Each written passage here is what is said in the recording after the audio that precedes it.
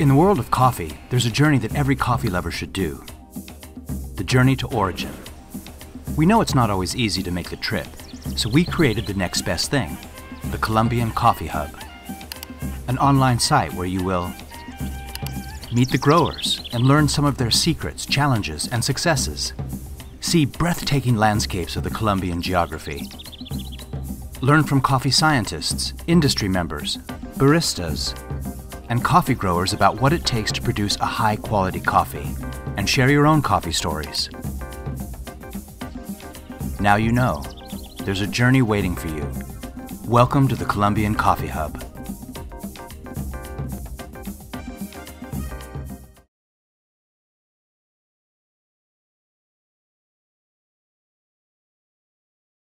A representative of the craft of baristas, so we thought we'd have a little chat and talk about some of the issues surrounding being a barista competitor, being a barista, being a coffee professional, and so anyway, with us we have Davies, hailing from London, World Barista Champion, formerly of London, currently of Czech Republic. That's right. Mr. James Hoffmann, also hailing from London. Pete Licata, hailing from Kansas City. And my name is Peter Giuliano. I come from Southern California, representing the Specialty Coffee Association of America. So, gentlemen, we've already talked a little bit on this couch. And Gwilym, have we talked on the couch yet? Yeah, we've talked a little bit on the couch. Little chat. Yeah, what should we talk about? I mean, we've explored a little bit about the background of what being a barista is like. Why don't we talk a little bit about the experience and how the experience of being a World Barista Champion has changed. Pete, you're in the middle of it now, and I'm sure it's changed dramatically in the past, I don't know, 5 or 6 years since James, you did it. What do you think some of the differences are between what it's like now and what it was like in the old days? Well, that's a good question. You know, I mean, and since I am, in the middle of the championship year, there's probably a lot of things that I really don't know in that regard. I think it seems like there's a lot more focus on the kind of professional representation, trade shows, appearances, things like that now. Right. Before, I would see a champion crowned. I saw this man crowned in Tokyo when he won, James, and I never really had much exposure to what you were doing during that year, during that time. I saw you at events. I saw you at coffee events, like other competitions or things like that, but I never really saw much exposure, and I think that's kind of a part of how we've changed as an industry and just socially as well, with a lot of online content, a lot of streaming, a lot of other events around the world too. But I really don't. What are your thoughts, James? Yeah. I feel like back in the day when I won, it was a little bit more like, hey, you did great, here's the thing, bye. Yeah. And you kind of wander out into the world, like, what do I do now? And like for the first month, no one called, like no one. And I had to ring Klaus, because Klaus is obviously the previous champion to me, and I was like, Klaus, no one's calling. Did I do it wrong? Like, what's happening? And he was like, oh yeah, no one calls. No one calls for the first month. And when they do start to call, they're all like, I'm sure you're really busy. And right. Like, no, we can talk this time. And like it was a little bit more kind of crazy for me, because I was trying to start a company, and suddenly it was like WBC, which was a little unexpected in a way, and I didn't really know what I was doing, and there was no support structure, or there wasn't as much anyway back then. So, yeah, it was a little bit more, you weren't really sure what to do with it, I guess. Right. Am I supposed to just go to judge things? Do I just turn up? What? Right. You're laughing. I don't know. Yeah, it's a little bit terrifying in a way, because you feel like this is my year, I've got to do it, this is my 1 year. Right. And you don't really know much of how to transition, I guess, because you're often put in a situation for which you have no real experience. You know what I mean? Like, and that's a kind of challenge, and I hope it's a little easier now, there's a little bit more support network from WC and elsewhere.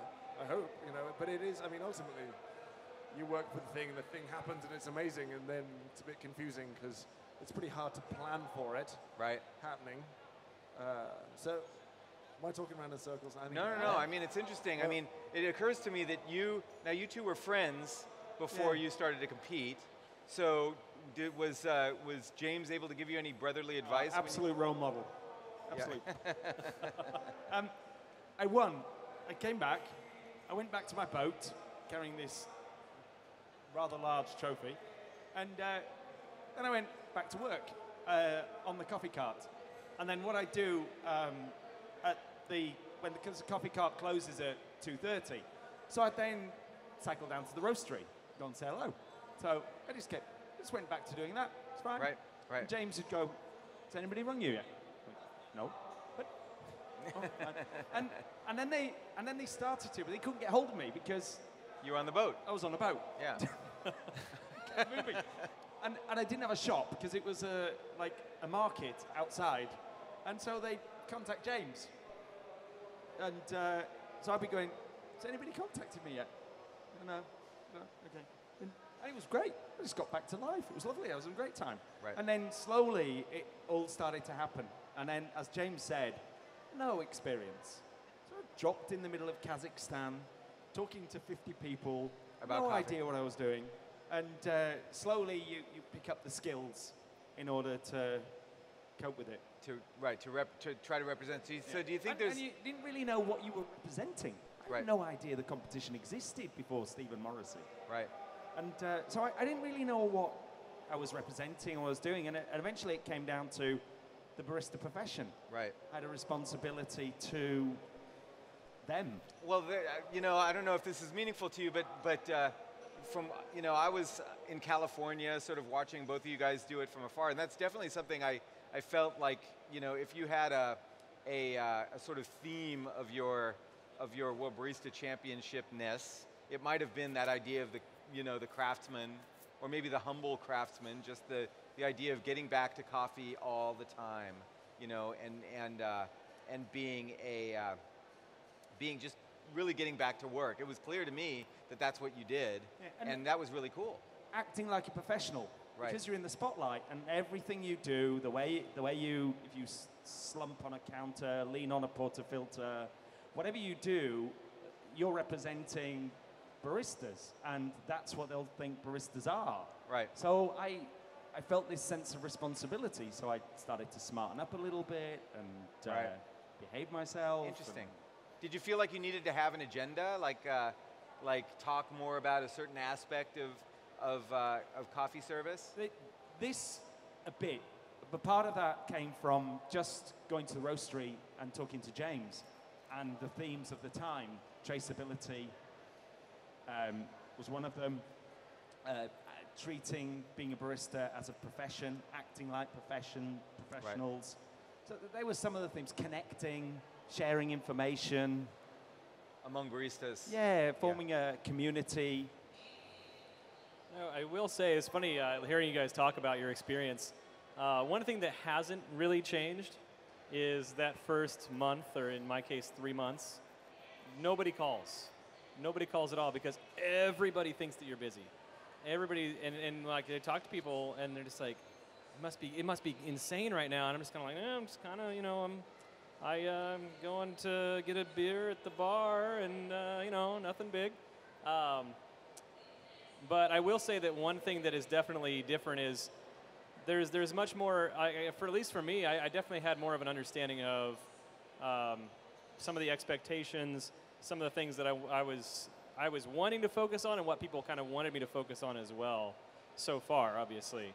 So there's definitely some similarities still, but there's definitely a little bit more of an understanding of, and I think seeing you guys both as role models and people who've come before and what I've observed, like from where I saw you in 2007, for example, in 2009, to where you are today, how you present yourselves, what you're doing with business, what you're doing with your lives in general, has given me much of more of an idea and an understanding of, where the world champion, where the barista profession as a whole kind of is heading toward, and what we're trying to sculpt and what we're trying to represent to everybody else. There's a kind of cruelty. I'll try and explain this. That obviously anyone who gets involved in coffee and gets involved in competition is someone desperately hungry to learn.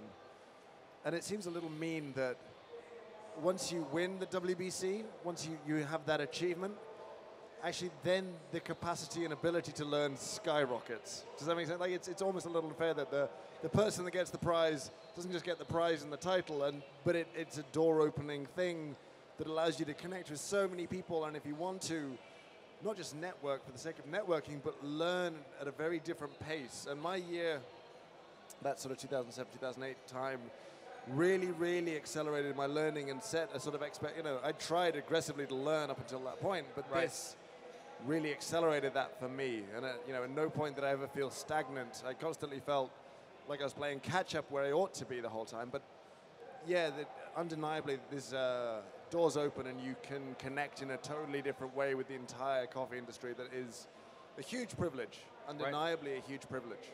And also undeniably a huge advantage and incredibly enjoyable too. Right.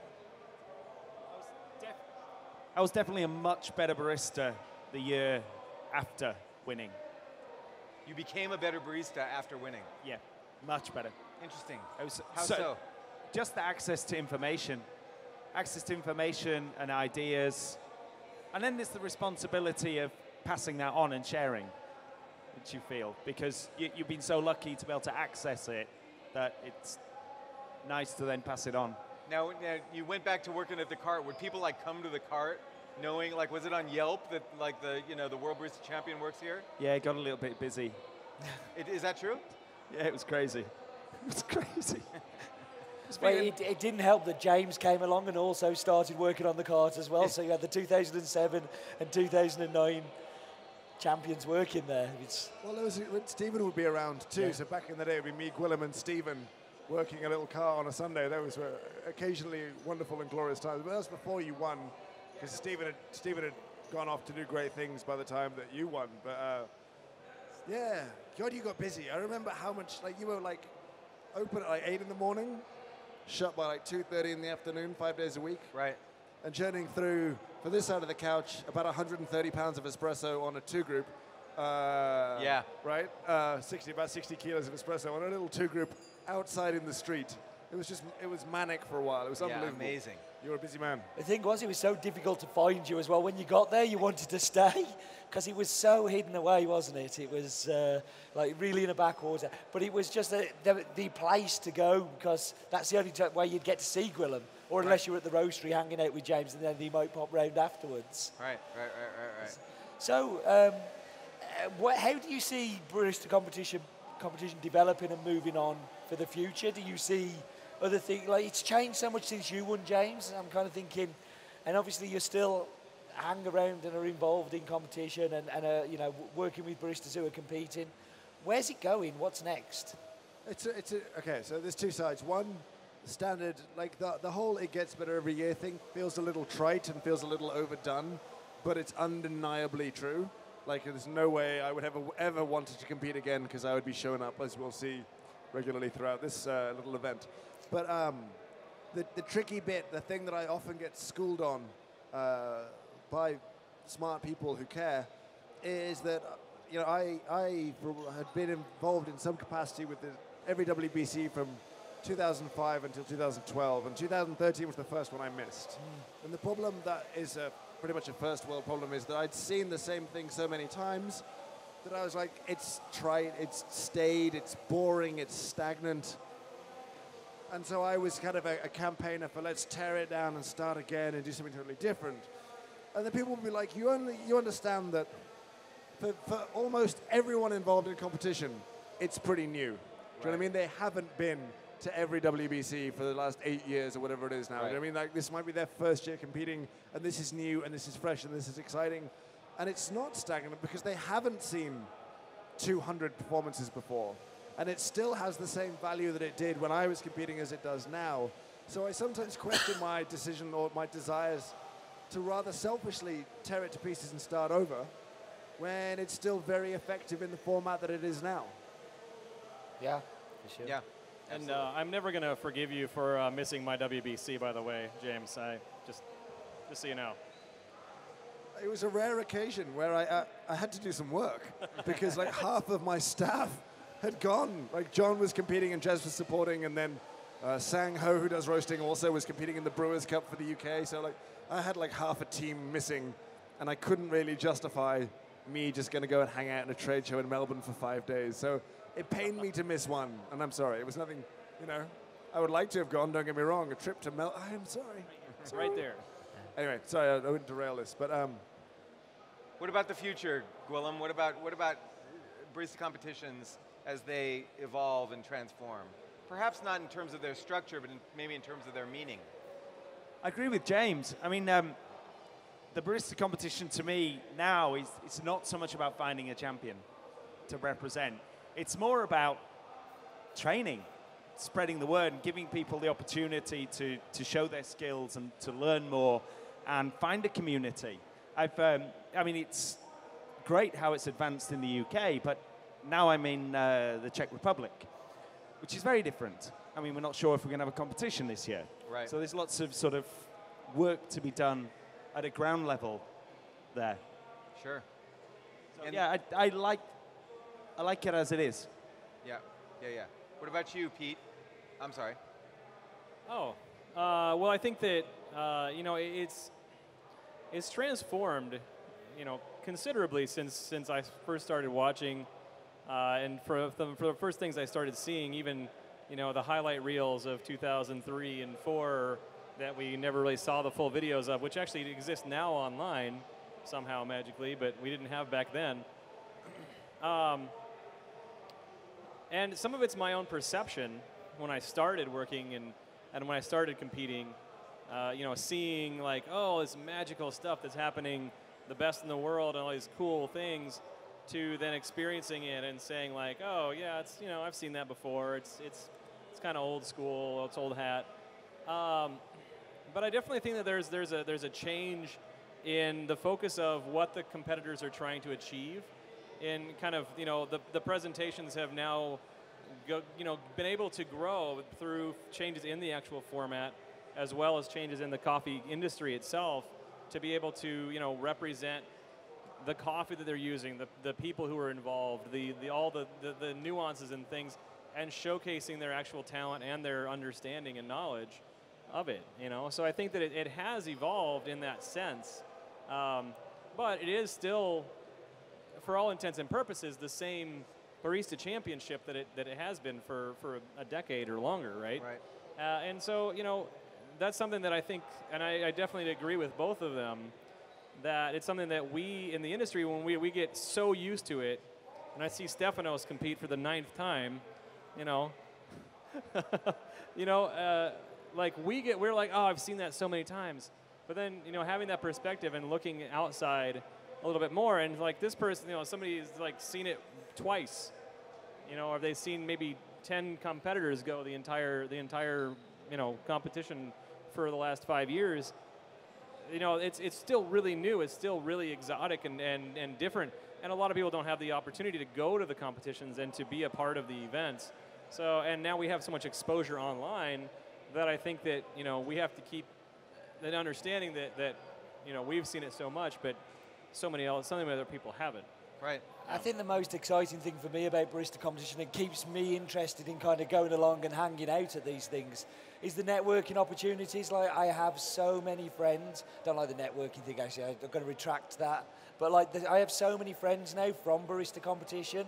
Like, I know you three guys through the competition, and without competition, I probably wouldn't know you. Yeah. I probably never would have met.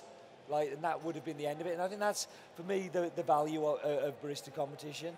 The other point I wanted to kind of get your thoughts on was, so, like, competition used to be about the winner. So the guy who won was the guy, and, like, the other people, it didn't seem to be as important, whereas now we're seeing a national champion's importance is much greater. How do you feel about that? I mean, do you think that's a positive step that we're having ambassadors on a more micro level in our individual countries? James? This is me? Yeah. Well, everybody, but... Well, no, I think it's the advantage of the competition having enough history to provide a kind of foundation of value in being either a finalist or being a national champion, and it's seeped deep enough into the pores of various coffee places or coffee consuming countries that there's a value there. So, I mean, there was always a value in national champions.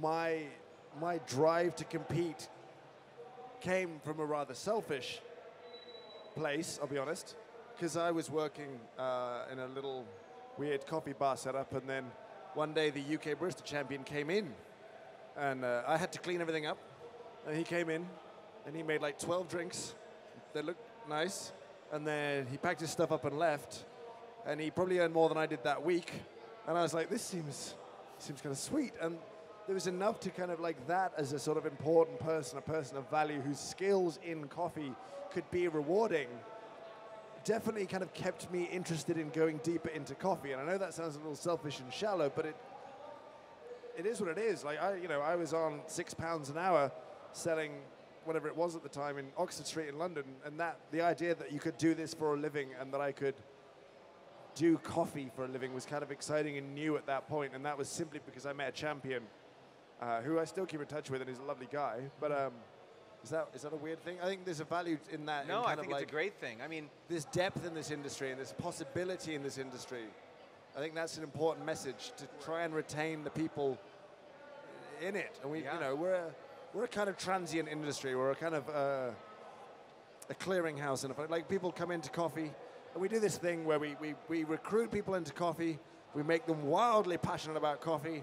And they go, what's next? And we go, I don't know. Yeah. I don't know. Well, I think at the same time, though, the industry lends itself to the ability to make a wave in the industry if you want to, and if you have the desire and the drive to explore and to try and find something new that like what's next? I don't know. We haven't figured it out yet, and somebody who wants to be able to say like, well, let's freaking figure it out. Let's do something, and so there's a lot of room for that. We're definitely on a journey. What's next? We don't know. We're going that way, and I think barista competitions help lead that way. Yeah. So a bit of creativity in the barista competition should be definitely encouraged, as well as the sensory and technical score sheets being applicable to daily life in a cafe or as a barista. Right. I've got we've got a question that's come in from Twitter that I've just been handed. And it comes from Lauren T. Harlow, who asks, when do you think baristas will run out of ideas for signature drinks? Pete, what do you think? When will the well run dry? When will the well run dry? It depends on how you define new ideas for signature drinks. If you're talking about ingredients, or you're talking about preparation methods, I think as long as we don't stagnate the creativity that Gwilym was just talking about, then there's no reason for them to be able to run out of ideas and new things for signature drinks. Maybe once every tropical fruit in the world has been brought to market and everybody's used them, then people will run out of new ideas. But in that regard, I think that there's endless possibilities. Yeah, I think it's never really going to run dry. Like someone handed me, unrelated, but I'll come back to it, what turned out to be the best martini I've ever drunk. Now, we've been making just martinis for decades. Right. And yet, we can still push things forward. And from my point of view, I won Best Signature Drink that year with a drink that contained cream, chocolate, toasted hazelnuts, toasted almonds, syrup. You know what I mean? Like this. Yeah. Look at that. A little pipe tobacco, and we did some fun stuff with things. Right. But I think sometimes we mistake creativity with novelty, and there's a very big difference between the two. And I think you can go back and do chocolate and coffee 200 more ways than we've done it so far. Right. With interesting, enjoyable, engaging results. Like I don't think there's an end to it. I don't think the well will ever run dry, any more than we'll stop making new cocktails or chefs stop coming up with new dishes. Like, we can keep going as long as we want. I think one thing that I thought of when I read this question is I was thinking in culinary terms, there seems to be a cycle between extreme novelty and sort of, you know, even gimmicky kind of food preparation. Then it cycles back to the classics. And, you know, I'm kind of waiting for somebody to do a very classic and extremely well-executed take on a classic. Let's bring tiramisu back. What's that? Let's bring the liquid tiramisu back. Exactly. Come back to Wendelbo's year. I mean, that's Tim Wendelbo won with tiramisu. Right. Let's be very clear about this. Like, you know, it was great. I mean, I actually tasted that before I knew Tim at a trade show, and I was like, that's really good. Right. But you know, I think you're right. I think we can come back and do classics all over again. Right. The quality of the coffee that we're working with is undeniably constantly going forwards, and that in itself provides new opportunities. Yeah, chocolate, for example, is seen as a completely non-creative, almost taboo ingredient because it's seen as just too done. But if somebody could bring an extremely good chocolate-based signature drink, it would be amazing. I mean, you can look at this so much in chocolate. You know, they've got the two competing species. One's quality, one's volume. Right. We know that from coffee. It's a roasted product. It's developed through the roast. There's traceability possible, but rare. Absolutely. You know, it's a little bit behind coffee, but I think I would happily go back to chocolate and exploit what's available and what's possible there. And I believe produce something that was both interesting and engaging and told a story, but made the judges want to scrape the last little bit out of the cup with their finger. Right. You know what I mean? Which is total win for me. Right. So. And I think Matt did something like that this year, right? He explored an area of milk, not in the signature drink necessarily, but with his milk thing, he explored an area of milk that hadn't been explored in that same way beforehand. I mean, you could do a signature drink based on something that you fed a cow, you know? Yeah, I think also in that regard, you know, we think about how varied and how many different types of coffee and varieties and roast processes and processing methods and everything else, you know, the flavor of coffee is always different. And so even the product itself that we're putting in as the featured ingredient in that signature drink has so much variation that, like, I mean, how many different possibilities with flavor combination and everything else can you go to? I mean, right. I couldn't count. I couldn't tell you. I mean, yeah. Very interesting. Well, look, I want to appreciate all you guys for taking a little time and chatting with us. Once again, current reigning World Barista Champion Pete Licata, Gwilym Davies, and James Hoffmann, World Barista Champions each. Thank you very much. My name is Peter Giuliano, that's Stephen Layton, and we're the World Barista Champion All-Stars. Thank you very much.